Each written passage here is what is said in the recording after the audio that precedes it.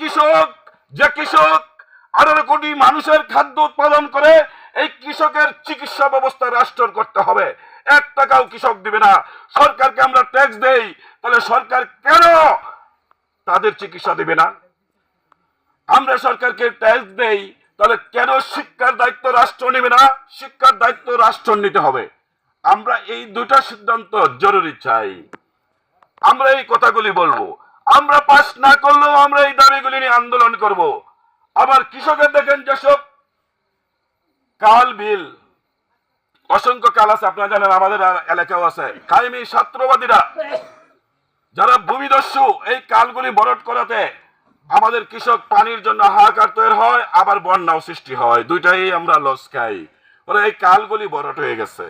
আমরা এইগুলি নিয়েও সংগ্রাম করব আপনাদের জন্য। আমরা এই অদাটা দিতে পারি। আমরা এটা বলবো না যে আমরা তো আজকে আপনাদেরকে, আমরা নির্বাচনে পাশ করলে আপনারা এটা দেন সেটা দেন, রাস্তার কথা বলে এইসব পাখি ঝুঁকি আলাপ আমরা বলতে পারবো না। আমরা বলবো হ্যাঁ, রাস্তাও যদি কৃষকের প্রয়োজন হয় তার জন্য আন্দোলন করব। দেখতে হইব রাস্তাতে কার গাড়ি চলে, গরিবের গাড়ি চলবে কিনা।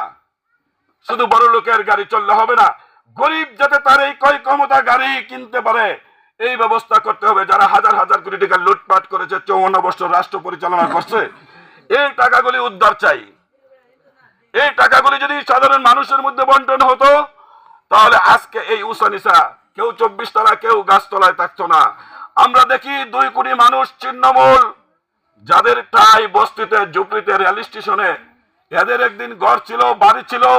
এখন জয়দেবপুর থেকে ধরে একের মিরপুর পর্যন্ত যাইবেন, বড় বড় বিল্ডিংও পাইবেন, আবার ছোট ছোট সাতটা ঘর ভাড়া চলছে, এটাও পাইবেন। এদের তো একদিন ঘর বাড়ি ছিল, এদের একদিন গ্রামে এই সংসার ছিল।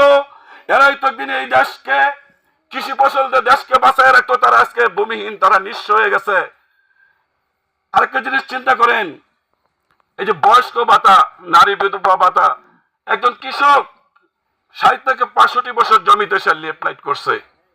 এই যে কৃষক লেফ্টটা করলো, জমিতে ফসল ফলাইলো, আমাদেরকে খাদ্য উৎপাদন করে দিল।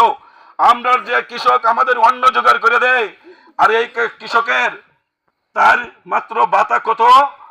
ওই 6 থেকে 700 টাকা তার ভাতা। বলে এই যে ভাতার অবস্থাটা প্রতিবন্ধী সহ, আমরা যদি আমাদেরকে ভোট দিলে আমরা বলবো 5000 টাকা এদের ভাতা করতে হবে, 5000 টাকা ভাতার আইন করতে হবে। বলে এই যে লুটেরার ব্যবস্থা যদি থাকে, চাপে পড়ে তারা তখন কিছুটা বাড়ায়।